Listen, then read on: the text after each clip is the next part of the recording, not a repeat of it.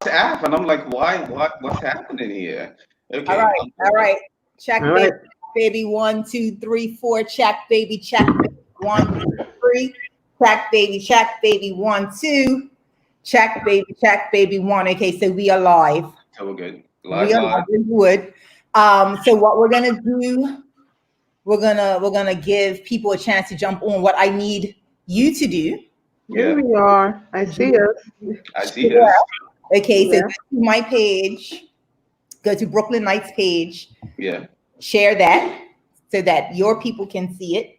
I think that's how we did it. I see 2 people watching. So for those people who are watching, I need you to hit us up so that we can. Oh, look, there we go. Look, Tam Jernigan, that is one of my Hey, colleagues. hey, Tam is a Sam. respected editor, and she is in the house. Hey, Tam. All right, so we got, I see another person. We're just making sure that everything is okay. We want to Hmm. make this as interactive and experience as possible because we are talking with yet another Bermudian author. We have Samuel Alexander in the house, and we need to make sure that everybody has access. Hey, look, we have somebody else. Yeah. Hey, Aunt Sharon. See, that's the thing about Bermuda. We show up. So I We don't do know if we the. have any international people watching, but Bermuda it's 24 square miles, and the entire population is about 65,000 people. So I can literally step outside of my house and see my cousin, like several times a day. So hey, Aunt Sharon, that's very normal in Bermuda. So you may hear us saying, "Hey, cousin," "Hey, auntie." That's very normal in the islands. So we're gonna get people. We're gonna wait for people to jump on. Somebody else. Hi, Aunt Gigi. Aunt Gigi is here. She is ready to hear. So we're highlighting Bermudian authors. That's what we want to do, and so it's amazing that we have our island family tuning in because what I have realized is that Bermuda is rich with talent and skill sets. And because we are so small, sometimes it's difficult for us to get off what we call the rock. And so because I've been writing and I've found a measure of success, I was like, hey, I want my colleagues and my authors in the islands to kind of be exposed. I just want to shine the light on Bermuda. So that's what this is all about. So while we're waiting for people to join on, I'm gonna get the party started with my Brooklyn Night theme music.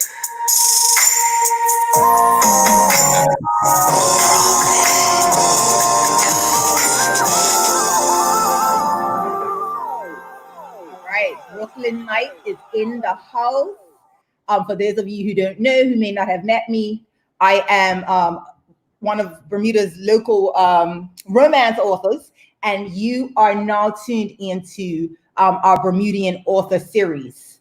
And so I'm excited because today we have a local author, Samuel Alexander. We are going to be talking about one of his books, and we're going to be getting to know him a little bit more. He has a few books in the works. The book that we're going to talk about today is actually part of a series. So you don't have to be, I know I was teased. I read his book, and when I got to the end, I was like, wait, what happened? Like, what's next? And I was pleased to see that there are at least 2 other books. Well, 2 are available right now. And we're going to talk. So Sam, don't say anything yet. Oh, I'm not saying anything. He is in the dojo. He is in his writing cave, and some more stuff is coming out. So before we get to Sam, I just want to let you guys know that this particular program is brought to you by 16 Weeks to Published. Cohort 3 is starting very soon. We just finished up with cohort 1. So if you don't know, 16 Weeks to Publish is a program that I run where I take aspiring authors or even individuals who would like to write a book, And over the course of 16 weeks, we literally go from idea to published novel. And so cohort 2 has 3 authors coming out of it. And we are getting ready to start cohort 3 in September. So if you are interested, if you have a book in your belly, if you have a story that needs to be told, then you need to DM me or send me a message, or you can send me an email at info@brooklynlightauthor.com. I'm going to try to get that in the chat for people to see, but hit me up because this may be for you. Okay. So that's 16 weeks to published. I also want to talk about Brooklyn Light Enterprises. This program is also bought by Brooklyn Light Enterprises, which is a company that has launched out of my authoring business. And so if you just need help writing a story, Brooklyn Light Enterprises offers a plethora of services. But we can talk about that later. You can, again, DM me, you can email me, and I will. Our website is being built. I have a specialist who is absolutely amazing. And so we can get that information to you as well. All right. So before we get to Sam, a couple of things I wanted to, I want to put a program together. This is my, I'm playing around with this. And so I want to get the audience really excited for Sam. But before we get there, again, this program is really for writers, creatives. And I found this quote. It says, "Stay faithful to the stories in your head." And that was by Paula Hawkins. Stay faithful to the stories in your head. And I know that there are a lot of people, especially with the pandemic, with COVID, the whole world was on lockdown. And so people were left to spend time with themselves. And I imagine that, stories began to be birthed, or even just people began to really hone in on what they had. I think the pandemic and the lockdown really forced us to spend time with ourselves. And so we have these stories, and that quote is telling us to be faithful to those stories. You know what I mean? And Sam, as an author, you have to just write what's true to you, and so I think that's a great segue into our author of the hour, Sam Alexander. So and we have my co-host, Amisha Apopa of Apopa Speaks. And Amisha, she travels with me all over the place. Amisha, say something real quick. Hey guys, I'm a self-help author. I'm an international Bermudian. So I am really excited about this interview. I have known Samuel Alexander as a writer since he was like maybe 12, maybe younger than that, huh, Samuel? Maybe younger than that. Yes. So it's really good to be living in our future. We're excited. Yeah, it's awesome. It's awesome. So Sam, here we are. Tell us who you are. Who are you? Well, I'm an author. That's what I am. Mm-hmm. Ooh, that's a loaded question. Yeah, I'm just an author. I write books the way that I want them to be written, and I hope that they can inspire people. Like, there's nothing new under the sun. So I try to write the way that I wish the stories were written when I write them. That's what it is. Me as a writer, there's so many stories, and I'm like, man, I really wish this is what it done instead. And so I just kind of set out on a mission when I started writing way back. When I wrote my first book, it was just poems in high school. But when I wrote my first novel, when I graduated from high school, 20-ish, that was the goal. This is what I want to see. How do I make it happen? And this is the voice that I want. The first 3 books were trash. But I never changed my mind about what I wanted to write. I just kept trudging at it. Like in the back of my head, I knew that one day I would get it right, and I feel like I finally made it. So that's a good feeling. Okay. Yeah. So I heard you saying that you would read stories, and what about those stories that you read? I guess back then and probably even now. What about those stories did not resonate with you? Did not resonate with me. I don't know. Like I'm really touchy. Like if you go on my review blog, I give a lot of 2-star reviews. So I'm I'm just extremely touchy about what I like, and they would get to a certain point, and I would just I don't like knowing that you're trying to take me on a ride. Like I should know this is whether it be a movie or a book. Like I shouldn't feel that you're trying to fool me, and a lot of times I feel it, and the whole point of writing good work is to fool the author into suspending belief for the most crazy things that can never happen. But if you do it well, Yeah. they won't take notice of the fact that it'll never happen. And I don't like noticing. And so a lot of books, they would just make these awkward decisions, and then you would just know, like I couldn't stay invested in the moment. And so maybe it's just, but it's real easy to lose me, like extremely easy. Mm. Okay. Yeah. I can, and Amita, obviously feel free to jump in with any thoughts that you have. But Okay. as you're talking, I read Dario, and let me just pull up the my little, and again, Your notes. so this is Sam's book. It's called Dario, and it's available on Amazon. And so I went ahead and purchased it. So did Amisha, because we wanted to kind of talk about a specific book for Yeah. Dario.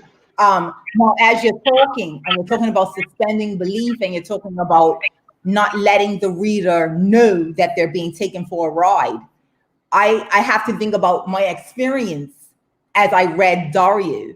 So one of the questions that I have is, because we have people watching who are readers, we may have people who watching who are also writers.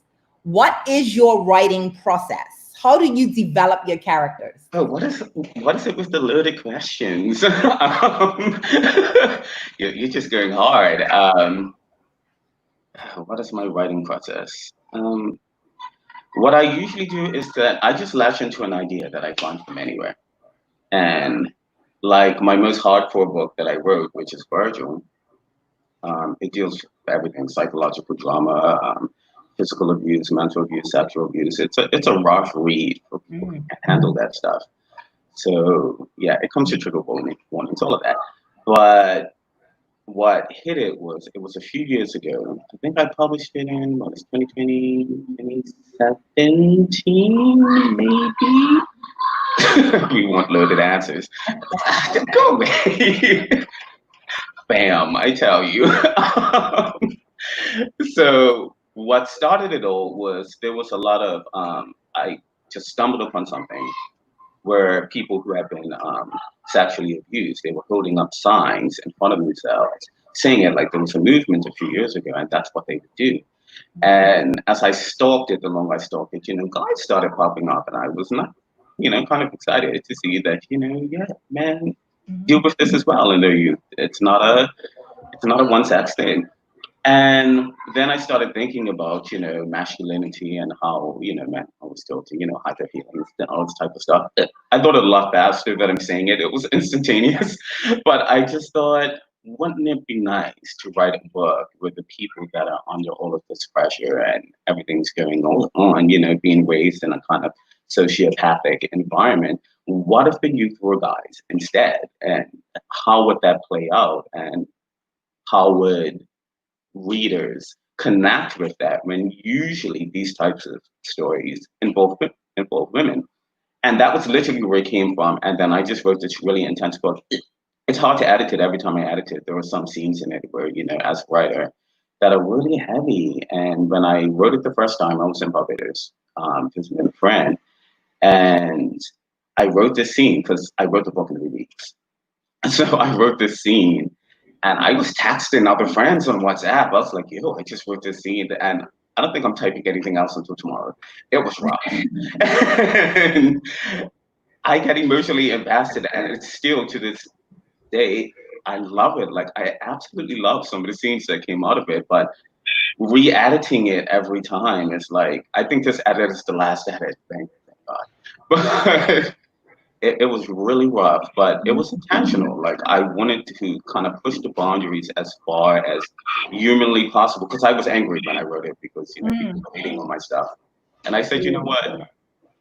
everything that I do well, I'm gonna jam it into this book. There will be no fluff. There will be nothing in between.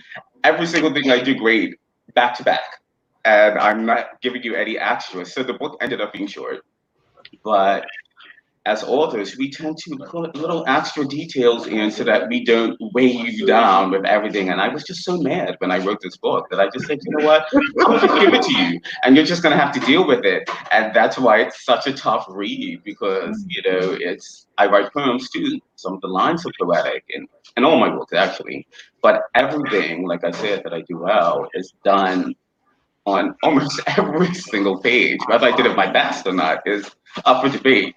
But all the things I knew I did great, I just said, I'm shoving them in here and you're going to have to deal with it. And if it works, it works. If it don't, I'll never know until people start reading it. So there's that. So this So that's how my writing process works. is Like, not I get an idea, I latch into it, and I just let it take me. No, I don't brainstorm, I don't anything. Virgil was published in 2017. I I was know right. this because I was coming to you for help in 2017 to write my first book. And Stop he was it. so angry. So I'm coming for help as a self-help, semi-religious, spiritual author, coming to the dark side, man, to help me with the technicalities of writing. And I was just so in my head about it. And I remember, I don't know if you remember, Sam, saying, you're so in your head, just so in your head. You're like, just put it on the paper. Just put Just it put on it the on the paper. And paper. I'm just Yes. like, you don't understand. Like, because self-help, whatever you write, you have to actually walk that out. So I'm just Exactly. like freaking out. And the thing that he said to me, and I want you to address this because this is years later and I remember it. You said, I said, well, I'm saying things in here and I don't know if it's right. I don't know if it's appropriate to speak this way. And you said, well, just take the writer's, let me get the exact words. I wrote them down. The writer's privilege. And so I want to know in your editing process, how do you decipher when you can have the writer's privilege and when this is just straight trash and you need to fix it? Oh, that's the biggest loaded question so far. So the thing about that is that there are rules that I break continuously, but in the first three books, especially, I did not break them well. So that's why nobody can buy them. But um, you kind of, as you keep writing, you just get to know yourself better. And in the beginning books, that's really what it was. It was just about me, knowing what I wanted to say, where I wanted it to go, how I wanted it to work out, but not necessarily knowing how to do it.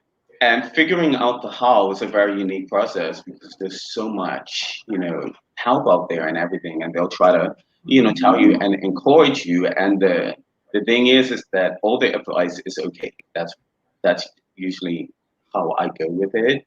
And knowing when to take a writer's license, I guess, depends entirely on the story that you're writing.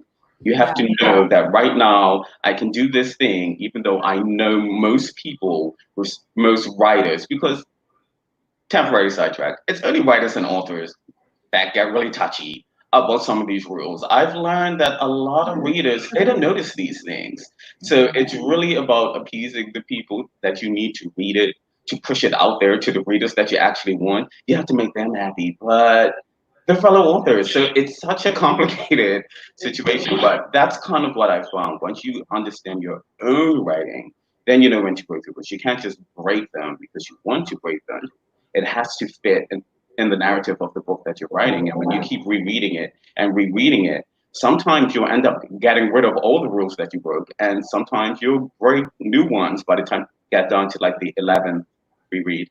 And that was my follow-up question to that was just so I remember you telling me all of this and me still being like, oh God. But you were so angry during that time that you made your book 99 cents. When did that philosophy kick in? Okay, let me tell you something. All of my books have been 99 cents since I've been making ebooks. They Okay. only just in this very past month, I up every single last one of them to 3.99 because I was just like, you know what, fuck it. I don't care about you all like that no more. All Like right. 99 cents is cheap. You can Yeah. literally, when you're buying that new pair of shoes that you know you don't need off of Amazon, that costs you like $20 plus the ridiculous shipping to Bermuda. Now you've got a $2,000 pair of shoes. You could have just added my 97-cent book to your cart, and for $1, you would have had my book. And the reality of the situation is, people don't understand how much ebooks are worth. An ebook is just a copy of the paperback. So an ebook is worth just as much as the paperback. It's just an e-version. You literally copy the paperback version and format it to be an ebook. So the same amount of effort went into it. In fact, a little bit more, because formatting ebooks, it's not a walk in the park. But essentially, it's literally the exact same book. If you sell it for the same price, there's nothing wrong with that. It's the same book. It just happens to be an e-version. You spend you reread. The simplest way to say this: you reread one book, and when you are satisfied that that book is perfect, you split it into two. Now you've got an ebook and a paperback. So when you see all these low ebook prices, it's because they're trying to convince people to buy it, not because that's actually what it's worth. 9 times out of 10, sometimes 10, yeah, 9 times out of 10, they're worth way more than what people are actually selling. Yeah. I mean, I can speak to that because you guys knew. I also publish. I never price an ebook under $4.99. And so the philosophy for me is that if I'm on Amazon and I see a 99-cent book, I immediately question the quality of said book. So when you price your ebook at a reasonable cost, so there is some research. I would never price any one of my ebooks above that. But when you see a book that's $4.99, you psychologically, you automatically expect a certain quality. And for me, my brand, I guarantee a certain quality. So I feel very comfortable to charge. You'll see my books for 99 cents on special, and that'll be for 24 hours. And then it goes up. But there is a whole philosophy. And even just to speak to creative license, because I do want to get into Dario. I agree with everything that Samuel said. When it comes to creative license, I know for me, you have to establish that character before you begin to break genre rules. So readers, I mean, if you look at Amazon reviews, readers can be brutal. Writers are very brutal. Readers can be just as brutal or more. Look at anybody's 1-star reviews, and that will let you know. But readers are willing to sustain belief if you have developed a character who they care about, who they have become invested in. And then as the author, you can kind of play around with some stuff and the reader will go along for the journey. Now, when I read Dario, and I didn't want to get too technical, and Amisha and I were talking before we came on, because it's, first of all, it's a different genre. And I try to read outside of my genre, but I definitely read in it for research purposes. But this was one of the times that I was taken outside of my genre, obviously, because I knew we would be talking and I wanted to push your work and even be exposed to your writing style a bit. Okay, so tell us a bit about your writing style. So I am a big proponent of show, don't tell. Obviously, there are times where you have to tell the reader, but I didn't. Tell me about your writing style and what that looks like in Dario. What I've found is that I'm more of a balanced writer. Like I have definitely in a lot of reviews hated, and it pains me to do it because I will ask for decision the hell out of something, but every now and then I actually have to say in a review, you know what? Show and don't tell, because some people cannot find the balance under any circumstances. I did that with Celano. I'm still trying to fix it because there was a lot of exposition. It's still too much tell and not enough show. It's a work in progress. It's published, so it's open now. So I'll just keep fixing it. But the process that I've gotten to as I've kept doing it, and with cash readers before you publish them, is that I've learned that if you tell a certain way, like, because a lot of narrative books, books that aren't written in first person, because mine aren't, you have to narrate a lot of things because you're not physically in the person's head. There will be a lot of exposition. And the way I get around that is that a lot of my show happens in dialogue.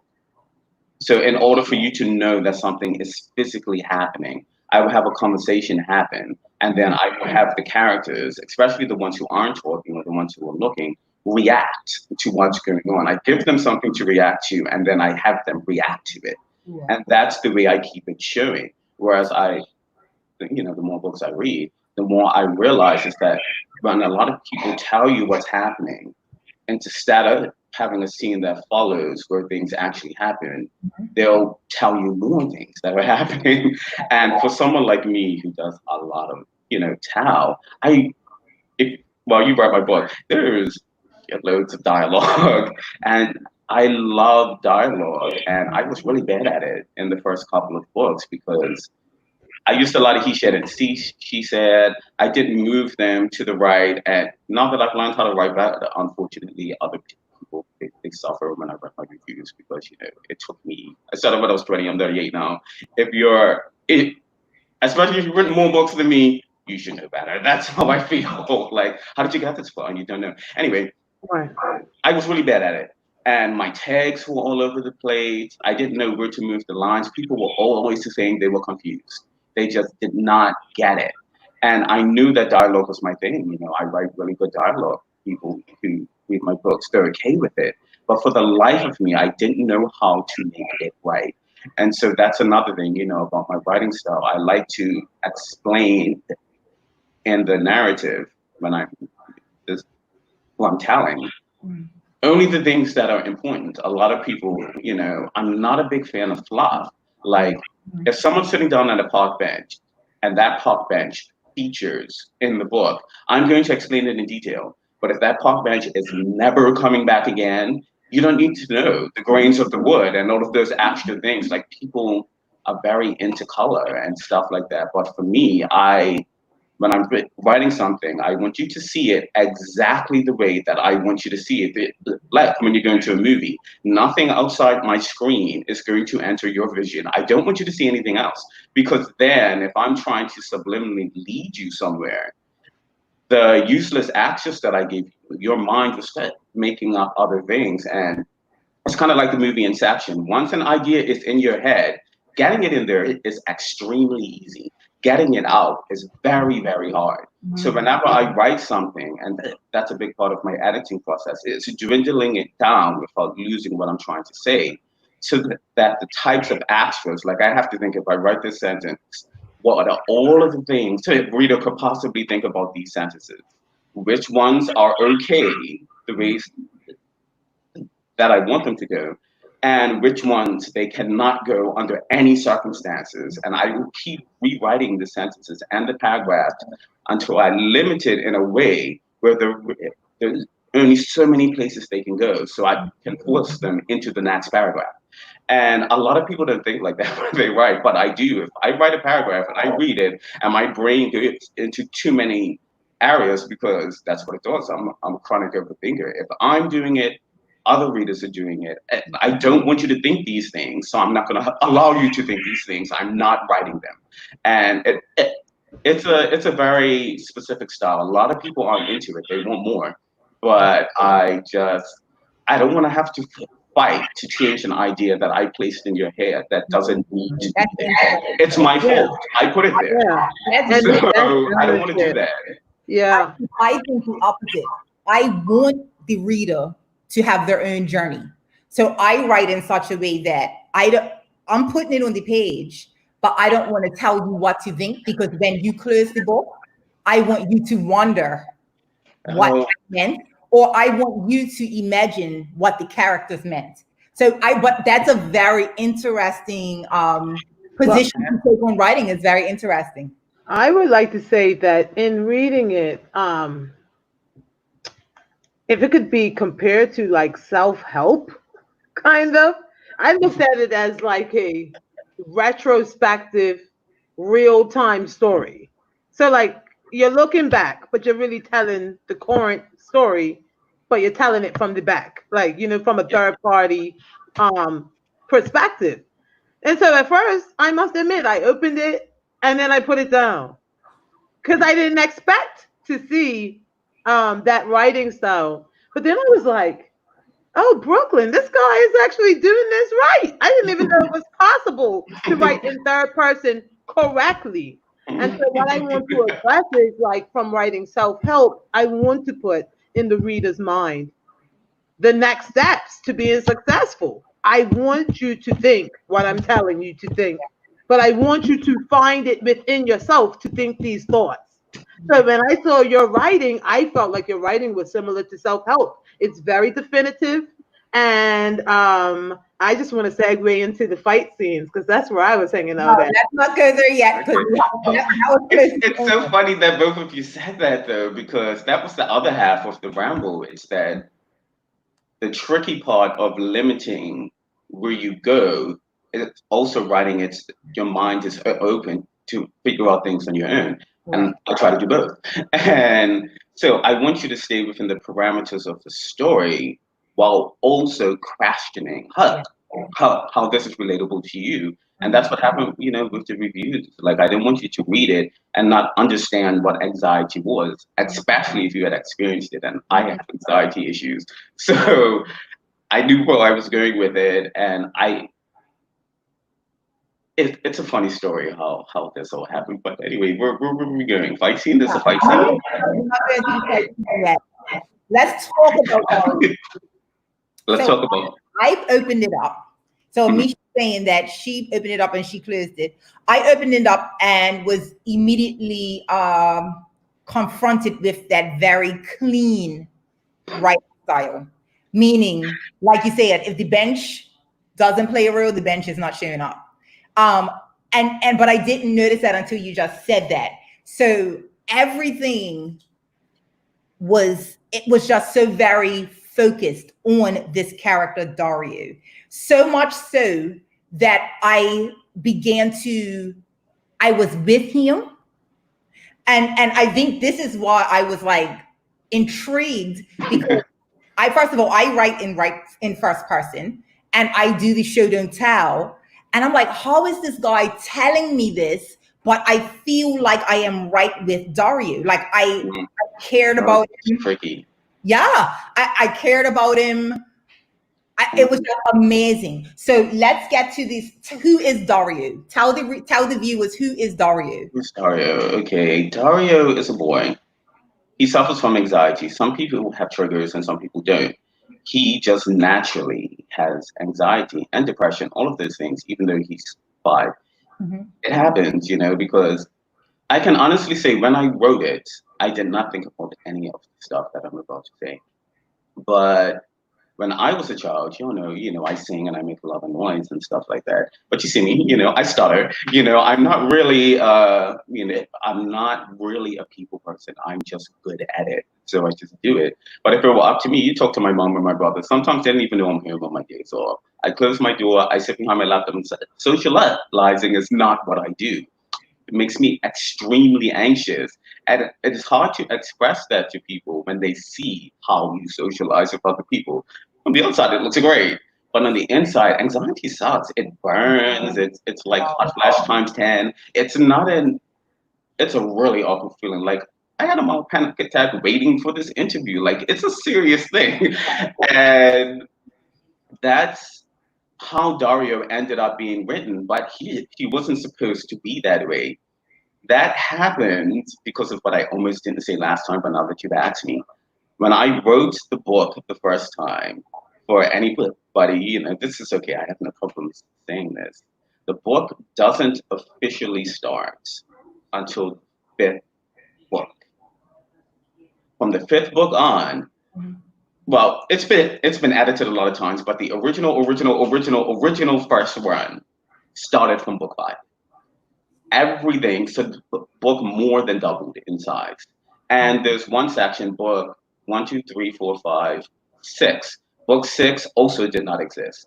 So you have to remove book 6 too. So essentially, only book 5 and book 7 existed when I wrote my first draft. So Dario is the first chapter. When I say he wasn't meant to be that way, I mean he wasn't meant to be that way. He started off as a 17-year-old in his final year of high school. So he was already anxious, he was already depressed, but he was at a different level of that because he had experienced it for so many years. And that's who Dario is. What he essentially is, he's being raised by parents who are trying to groom him to be what they want him to be, Mhm. but they're also just not good parents. So they don't do anything from the outside that's bad, but there's something about the way they treat him. But his problem is that he thinks that if he can be as perfect as possible, that they will just magically up and love him, and it just doesn't happen. And so instead of him getting better, instead of him recognizing the problem that he has, the problem keeps getting worse. Mhm. And his friends on the outside, and they see it. And so the circle is really about the story itself. It's really mostly about Dario and how he may or may not become better, because sometimes you don't get better Mm. by the people that are around him, because most of us, our experiences are not just ours, but unfortunately, we don't know what's happening with everybody else. And so the story is told from different perspectives. Like when you read a book, you only get the main character or characters, perspective, just, the cast in the moment that they're in. But all of my books have full casts, and usually they kind of get equal time. And in this one, I don't know why, I tried to do what I don't normally do, and just zone in on the hero and the love interest of the hero. And it just didn't work. All of the test readers said, they liked it, but I need to do two things. I need to minimize the cast or make the cast more important. And as I said, and I dwelled on that, I said, you know what? It sucks, but this book's getting bigger. I'm writing it from different vantage points because I did that with my first book. The first two books that suck, the trash ones. There was a scene at the end, about 7 to 10 chapters, maybe just seven, where the cast from book one met the cast from book two. I wrote it so that whichever book you were in, that's the story that you got. And so some of the sentences and the paragraphs were identical. But if the characters in book two walked off to their own cast, in book one, you would see them walk off to their own cast, and you would stick with the story that was in book one. And that was how I made it work. So some scenes were 100% identical, but in order to keep them in their own stories, I would segue them so that they would leave the scene in opposing books. And I've done a lot of stuff like that, writing simultaneous timelines. And this book was just like screaming for me to do it because I knew I could do it. And I haven't done it since the first two books. And I was like, you can do it. Simultaneous timelines is your thing. And so since it didn't work, I said, I'm going to take the opportunity to do it with this book.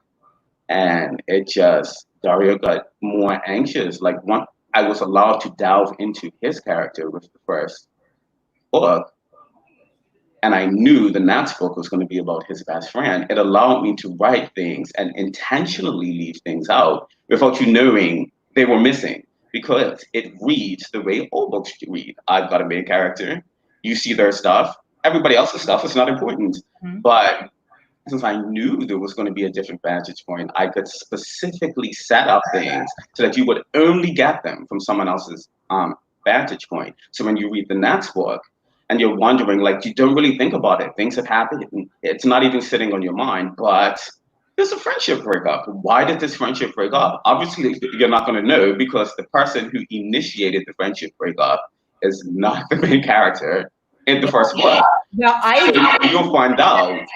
Huh? noticed that. So I did notice, and I heard my Yeah, 1 second. I noticed when what was the friend name? Gavin. Gavin. Noticed when that friendship ended. I noticed that what was her name? Great. Um, Great Graydon. Raven. She went off. And so I did pick up those things, and I wondered how it. Well, I could see how it impacted Dario, but I think that the fact that all of this stuff was happening, and like you said, the characters would leave the stage, but I was left with Dario, and I was left to sit with whatever he might have felt, or I was left to kind of imagine, how did that impact this guy? And then I would kind of see behaviors, you know. The parents were phenomenal. The question I have is, how did you develop these people? I heard you say that Dario, well, correct me if I'm wrong, is Dario you?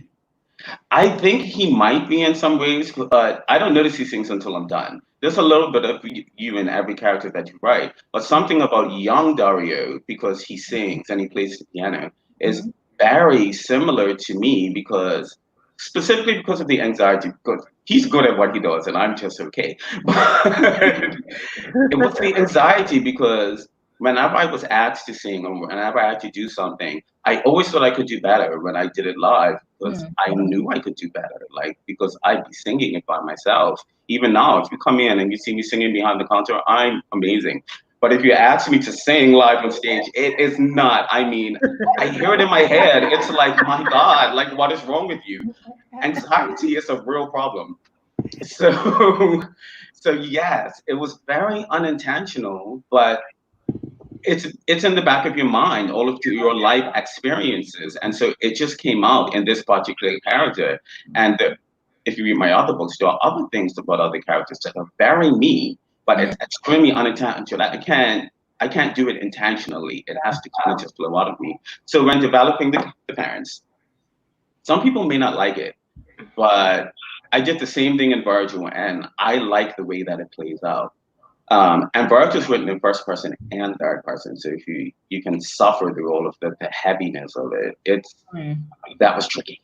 But in that book, the characters only speak when they're doing something negative. There is no backstory. There is nothing. Since it's written in first person and in third person, I want you to see them only the way that Virgil sees them because he can't know anything else about them. So there's no way to work this. If I start giving you backstory, back to what I said before, if I start fully developing them, now I put ideas in your head that don't match with the main character's ideas. And that I have to undo those ideas that I put in your head. And some people weren't really down for it. Like they wanted them to talk more, they wanted them to interact more. But from the view of Virgil, all he knew was what they gave him. And so it was very intentional that you see them the way he sees them. And that's how I did Dario. Since I had already done it before, I said they are only going to open up their mouth when they're doing the things that specifically add to his psychological problems, his mental issues, and how he reacts to them is what's going to create Dario's character because he's going to keep misconstruing it. He's going to think that they're saying it because they love him, or he's going to think that, and as he gets older, as you go through the books, he realizes that this isn't what it is. But even though he realizes that something ingrained in it will not let it go. It's like, no, it can't be true. And then he keeps reverting back to his original stance. And that's how I developed them. I developed them based on how I wanted the readers to perceive Dario. And so it came from Dario. It had very little to do with the parents. I knew what I wanted them to be. I wanted them to be religious. I wanted them to be very overbearing, have strict rules, and stuff like that. And I knew the basis, but the way the reader develops their opinion of the parents, it's based entirely on how Dario views them. I hated the parents. So I want to Smart move. I highlighted 3 quotes that I've heard you say these when we were like 11, okay? And I literally picked up the phone because, Brooklyn knows you. We all know each other in the literary world, but I know you. You know what I mean? Yeah. And I haven't seen you in years, but I know you. Understand? I knew Dario. So I was like, is this Wallace? So I just want to hit 3 of those quotes if I could. And this is all in the beginning, so I'm not giving the book away. One thing. He could hear his mother in his head blaming his anxiety on weakness. Nothing prayer and God couldn't fix, she would say. I remember growing up and you just being like, I'm so mad that people don't get anxiety. prayer cannot fix everything. It I cannot fix, dare you to like, say I am that. anxious right now. You know? Like, I wish I they would shove that. That's how you felt. man, um, okay. Yeah. Another thing you said was, and then you can address the three of them. Another thing Mhm. you said was, somehow, and I remember this about you as an artist, Dario smiled back. Somehow, he found the voice he was missing, turned towards the audience, and sang. Like, you would tell me about those moments when you would get stage fright and you don't know how you found, So I feel like you were writing good because you were writing from experience. And number three, why can't they, this is with the friends, why can't they just be decent, well behaved children and pay attention? Dario tried to ponder. So I felt so much judgment, internal judgment with Dario. I wanted to give him self help. you Yeah. know? He needs What it. was that like for you? Those quotes, are you familiar with them? Okay. This the the parents in Virgil are Christians as well. So I have this thing with religion, and clearly anybody, I don't go to church anymore, any of that. My biggest problem is this kind of idea, like belief. That's what it works off of, belief. And you have to really believe and actively involve yourself in, things changing.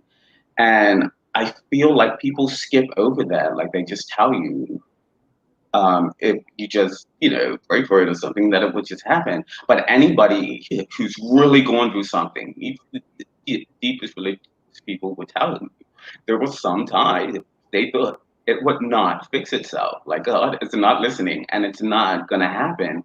And it was so frustrating, as a child because, I just so, I'd be sitting there and the way that, you see it in my books, I have all of these things going on in my head and I was so discouraged about saying them out loud. I never did. Like I didn't confront any of this stuff until I was really no longer going to church. I just didn't think about it because until it just hit a point where I was working on Sundays and then after that it was just like, you know what, you're over 20 now. I was like 20, 21.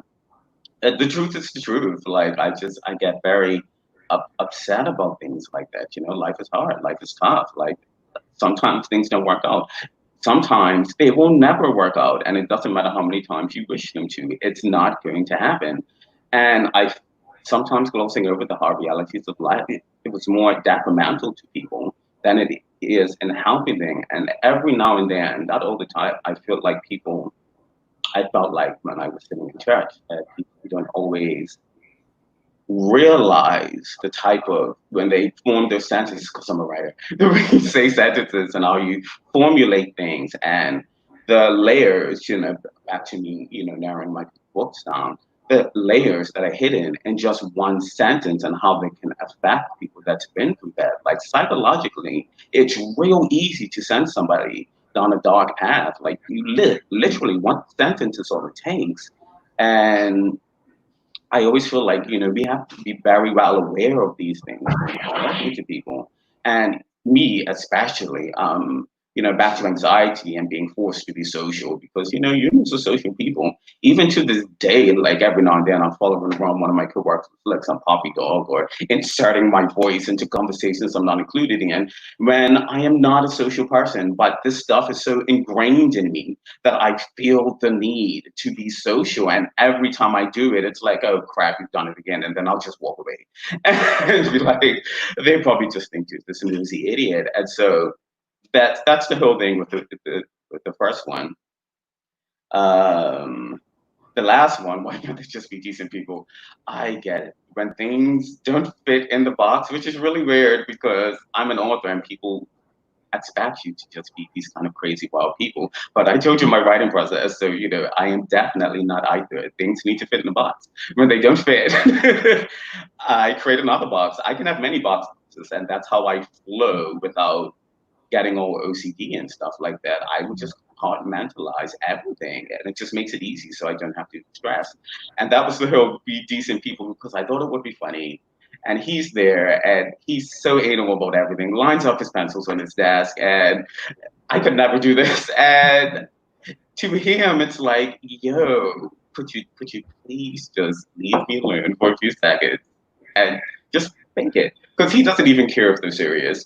Just pretend to be, could you just pretend to be decent children? And it never, ever happened.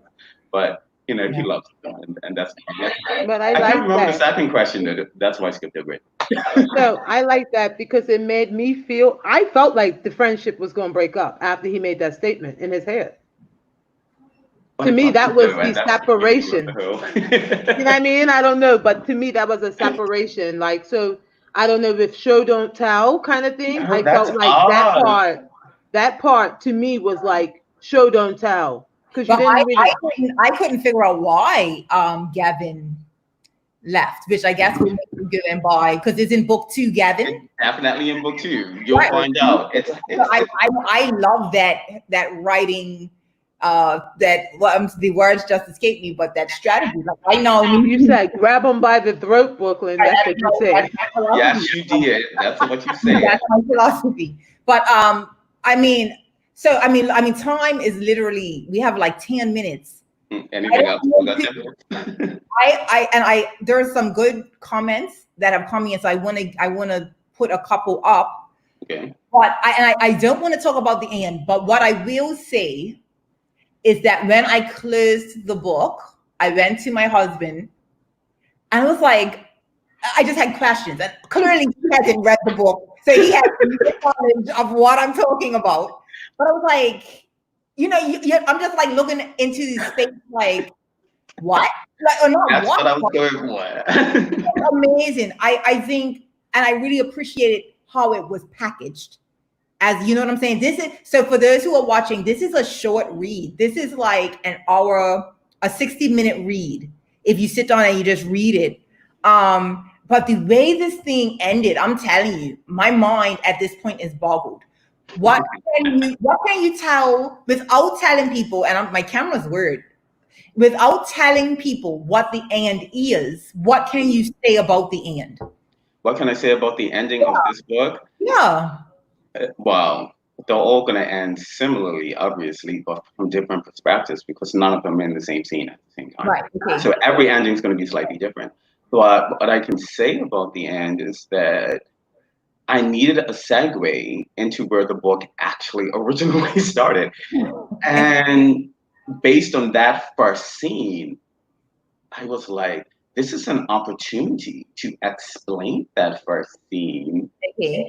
and still give you the full details of the first Right. scene. Once I actually got there for real, like I can hint at it like in different ways. And then when you finally read it in like book 4, you'll be like, so this is what really happened in this scene.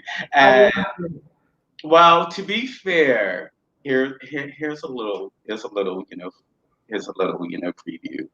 It actually the scene that alludes to didn't exist in the first run. Okay. The original scene that happens still exists. I created versions of it, and the definitive version of it is actually in book 4. Okay. So yes, Okay. I made versions of it, and so I bumped it back so that I could reword the original scene in book 5, and I got a chance to completely change that scene. So it worked out that the book was pretty much trash when I wrote it the first time.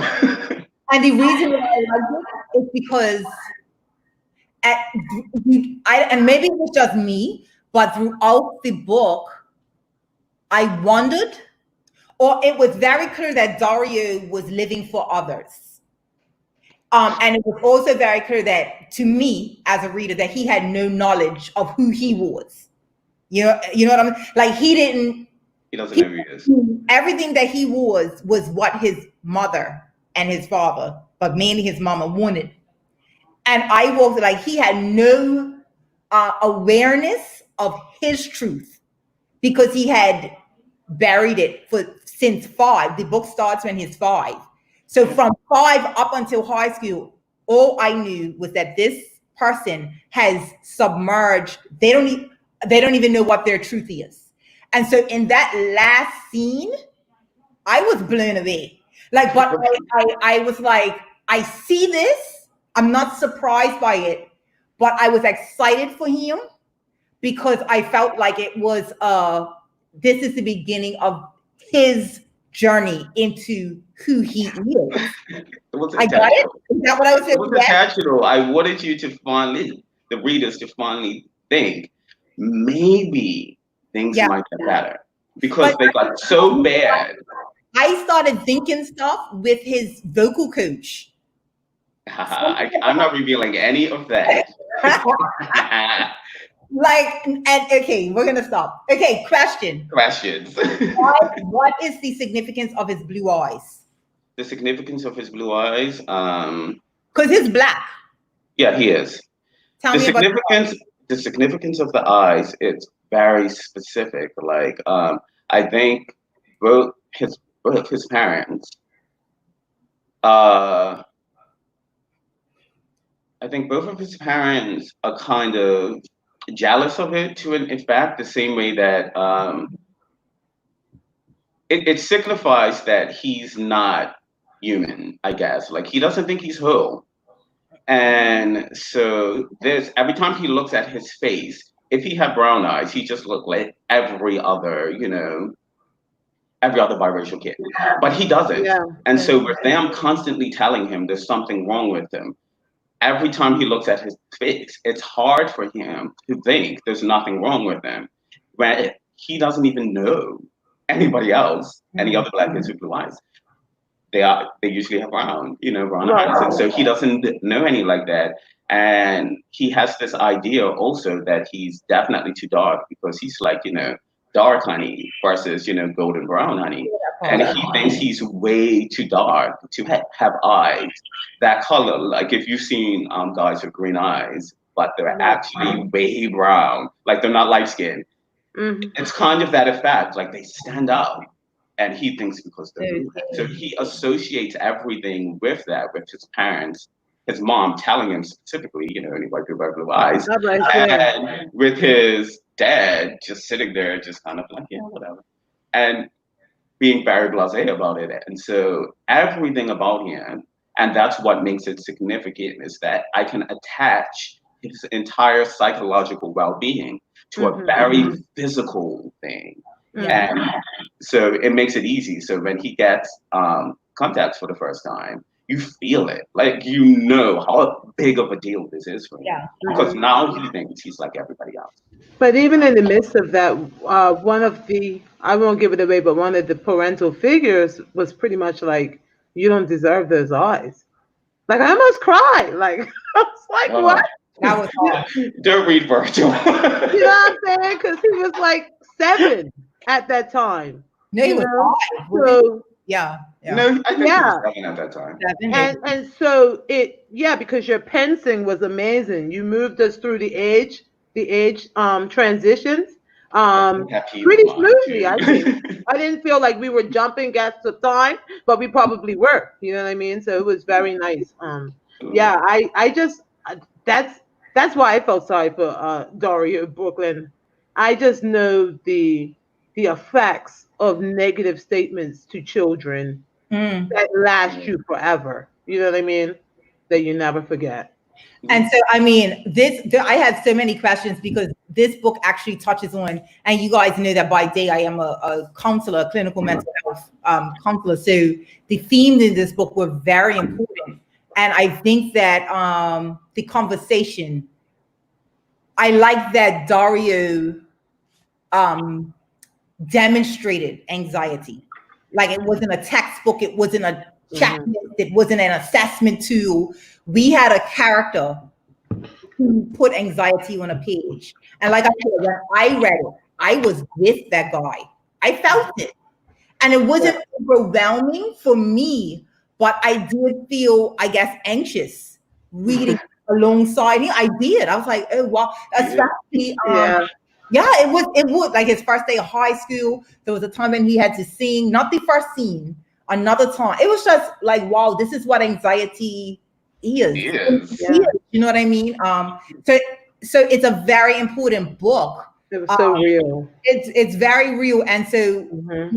as we come to the end, I do want to encourage people. So we've been talking with Bermudian author. So for those who are watching, this is the local Bermudian author interview series, and my hope is to really highlight local authors. And so we've been talking with Samuel Alexander, and we read his book Dario, Hmm. and Hmm. it says I see things in blue, and that's why I asked about the eyes. But I need anybody. It doesn't even matter if you're from Bermuda or otherwise. Go to Amazon, and I think somebody put it in I the chat. dropped the link in there. Okay, go to Amazon and look for Samuel Alexander Dario. This is book one of a 3-book series. It's a 60-minute Seven, read. seven. Seven book series. Okay, well, check that out because on Amazon it's only linked to 3. It's only got 3 because I haven't published the rest yet, but they're finished, so don't panic. They'll be up in the next couple of weeks. Okay, Amisha, it Okay. sounds like I need to bring out that belt that I be using. Yeah, I think he needs that belt. Bring At least they're finished and edited. They just need covers. It's all right. No pressure, Sam. Maybe the second interview will abuse you, not this one. No, not this one. Well, I need people to head over to Amazon. Oh, look, people are buying it. Oh, look, Okay. awesome, oh, dang. awesome, yeah. Go ahead. It looks like this. I guess it's in the comments. Mm-hmm. We need to support our own. Like, we're very quick to espouse or to embrace To strangers. and strangers, and not that they shouldn't be, but when we have our own who are doing it, and I read it. It captured me. It captured me. You just made my day. No, I see it, and Amisha knows I don't just say stuff. No, Like, no, I, no. I You wouldn't want know. to talk about You, having a you, panic attack no, for no. weeks? I was like, because she's not going to tell me, and I've been all anxious. And, oh God, I please know. let her I write this would book because the last thing I need on this interview. like 15 minutes. If the book sucked, 15 minutes before we were supposed to go live, I would have like cancel. It would have still been an interesting interview regardless. I would have still been game, I'd have been hurt, but I'd have been game. Brooklyn, if I could just ask a question in wrapping this up, um, for us aspiring authors, also for another commercial for 16 weeks to publish. Sam, I experienced your discouragement as a writer. One time you literally said you wasn't writing no more and that I people did. could screw themselves and you didn't care I sure because you did. I didn't gave up a whole understand year. why nobody was getting the gift you was trying to put into the world. Very quickly, when did that transition for you? And how do you feel today, now 3 years later? Now 3 years later, man, that's heavy. To be fair, I probably still feel the same way, but what I done what's that when I started the book review blog? 2017. I think so. And I read about 52 books that year and wrote 52 reviews, obviously. And which is not that much considering some people read hundreds of books a year, but I was Right. writing reviews, so it was not happening like that. Whereas on the flip side, I'm reading a lot of short stories now, so I've already Okay. read almost 30. So in just the past 2, 3 months, so Hmm. it's working out. The problem I had then was that one, people weren't getting it, and two, I hadn't really figured out my craft yet. And every book that I wrote, I learned something more about how I wrote. Because, like I said in the beginning, I never changed the way I wanted to write. I wanted it to feel like I was quite literally talking to you. And I fumbled through it for so many books, I just couldn't find it. And the first time I found it, for real, was in Dana, which is like comedy erotica, and it's not even really a good book. But that book literally changed everything, and then I got that onto the angry phase a few years later after publishing 2 more books, and I got there, and I was just like, man, people just don't get it, and I knew it was halfway the fact that they just didn't get it, and the other half was to that I'm not doing the best that I could do, and that's why I wrote Virgin. And Hmm. now, if it wasn't like the last book, Brothers and Frenemies, had the exact same issue as this book. The test read kind of fell flat and needed more. So 30 more percent got added to the beginning. So I've done this before. This is the first time the test reads didn't go well. And so then I wrote one book in between because I wanted to write a series specifically from different vantage points, but I didn't complete it. Only one book is out, and that's from the Broken series. I'm changing the title when I republish it. But then this book came, and it didn't do well again. And I said, damn it, you test readers. I'm awesome. But I said, wait a minute. I didn't get a chance to do it with the series I intended to do it.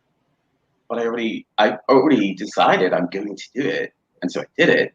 And it still didn't work. Let me tell you, I wrote this entire book on Wattpad on the fly. Oh. All of the new stuff, book 1, book 2, book 3, and book 4, and book 6 that did, okay, not book 6. I didn't write that one first. But the first 4 books, I went on Wattpad, I said I'm challenging myself. There was nothing. I literally wrote them on the fly and posted them chapter by chapter. So you got them in the rawest form. And I just said, I'm going to make it work. I'm writing from vantage points. I set up my mind. I had no idea what it was. And when I retested that version, yeah, that version didn't go well either. So I had to think about it. And the difference between how I feel then and how I feel now is that it's the editing process. What I learned from this book is really how to fine tune, like what I said earlier, my words in a way that they do exactly what I want them to do. And it was a struggle because I learned a new way to do it with every book. But with this book, because I'm always editing my books, that's why I said earlier, it might be the last edit because of the other books, the frequent ones, because I kind of feel like even if I learn something new, that this batch of learning, it's good enough to make the other books as good as they should have been. I wrote them the first time. So that's how I feel now. I feel like it's my editing process that's gotten significantly better. The types of things that I delete, I finally figured out how to not say he said and she said so much, because you notice I try to say after someone said something, write their physical reaction instead of tagging it, like how they react while they're saying what they're saying, or the look that they give the person they're saying it to. Because when I read that type of style, I find it very intriguing. I like it, and so for my stuff to work, I needed to step it up. And this book. So yeah, I feel like that was the biggest issue, and I feel really good about my writing now beyond the anxiety. That now that I know how to edit the way I want to edit. I think we're an all. Yeah, I don't think Samuel has anxiety because when he be talking, Yeah, based on what I know, it's a nervous reaction. It's a nervous reaction. Because you know me from way back when, though. I wanted to pull that out because 16 weeks to publish again. If Brooklyn could throw that up, Oh yeah. people, you get out of it what you receive, not what you bring. So in other words, what I'm saying is sometimes it's very hard to autocorrect, to self-correct ourselves, to actually say, oh, I suck here and I suck there. Let me learn a new skill. Let me hone that skill. So for you to be a successful author, whether you have days you feel successful or not, you have a bunch of books out, and that's success to me. Yep. Kudos to you. Yep. It's so humbling. I wanted an established author to let people know it's okay if you suck. You know what I'm saying? In the beginning. In the beginning. Yes. But you got to get out there and you got to write. And so, come on over to the cohort. We'll be happy to have you in September, and I'm just excited. Yeah. Go ahead, And I want to thank Samuel again, guys. I cannot stress enough. Grab this book, Dario. It is a really intriguing read. You will close it and you'll be like, you will definitely be going for book 2, like I am. So Sam, thank you so much for hanging out with us today.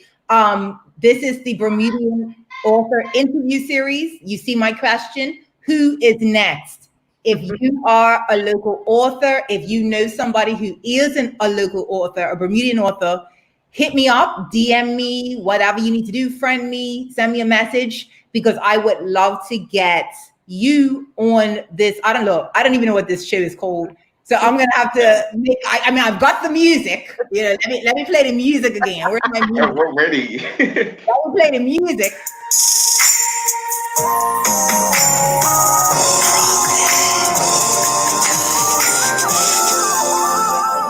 Yo, I'm totally vibing with that. I'm I here. know. Yeah, that's Al Francis Productions. So look, Brooklyn Knight has access to everything you need, but not the name of her shoe. But the point But that not I'm making is, Brooklyn. if you are a local author, if you know one, hit me up. We will get you on. We will read your book. We will sell your book. And again, look, somebody said so proud of Sam. Yeah, Wonderful. it's amazing. uh, This is why we do this. this is It's amazing. it. I'm It's amazing. feeling pretty good. It was a nice. I'm glad to be here. I don't always know how things are good when people get me talking. Sometimes I say some stuff. It doesn't always work out. But I'm glad this did work out. So I want to thank everybody for joining in. I want to thank everybody for asking questions and engaging us. Keep your eyes pinned to Brooklyn's page, because we will have more coming for you from the Bermudian Author Interview Series. So everyone have a good night, and we will talk to you soon. All right, well, we're